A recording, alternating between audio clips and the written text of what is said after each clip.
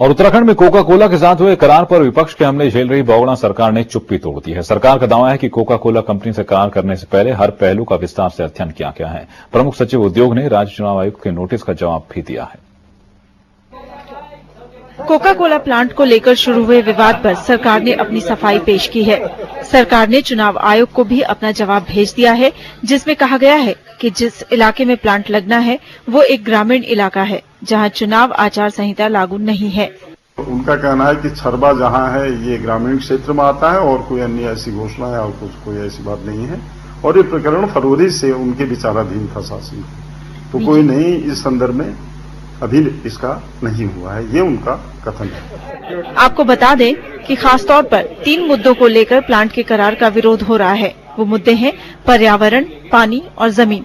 उन्होंने कहा कि प्लांट के लिए पानी न तो किसी नदी से लिया जाएगा, न ही जमीन से निकाला जाएगा, बल्कि अलग सोर्स से पाइपलाइन बिछाकर प्लांट को पानी सप्लाई किया जाएगा।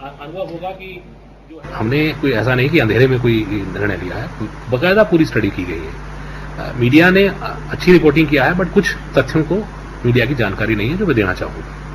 पहली जानकारी मीडिया को मैं ये देना चाहता हूं कि किसी भी हम जिस भी सोर्स पे जा रहे हैं वो सोर्स जो हमारा डाक पत्थर का बराज है उसके काफी ऊपर है, 7 किलोमीटर लगभग ऊपर है, और उसका किसी भी पावर चैनल से लेना देना नहीं है।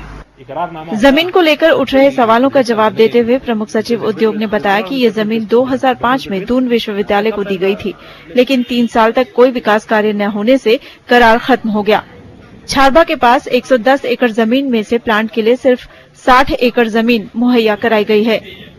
ये लैंड कोई हमने कोका कोला के लिए नहीं एक्वायर की, ये लैंड ऑलरेडी दून यूनिवर्सिटी को दी गई थी 2005 में, और उनको 3 वर्ष का समय दिया गया था कि अगर आपको आवश्यकता इसकी होगी तो 3 वर्ष में इस्तेमाल करना, नहीं होगी तो ऑटोमेटिकली गवर्नमेंट वेस्ट कर जाएगी। क्योंकि मैं हायर एजुकेशन भी देखता हूं, और माननीय मुख्यमंत्री जी आज से 6 महीना पहले जब दून विश्वविद्यालय के किसी कार्यक्रम में गए थे तो वहीं पर वो घोषणा कराए थे।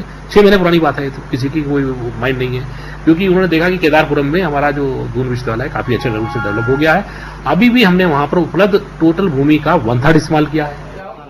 सरकार का ये भी दावा है कि प्लांट लगाने के लिए पर्यावरण के सभी मानकों का पूरा ध्यान रखा जाएगा। कंपनी की ओर से सरकार को ये बताया गया है कि नई तकनीकी के कारण प्लांट से प्रदूषण कम होगा। ज्योत्सना, सहारा न्यूज ब्यूरो, देहरादून।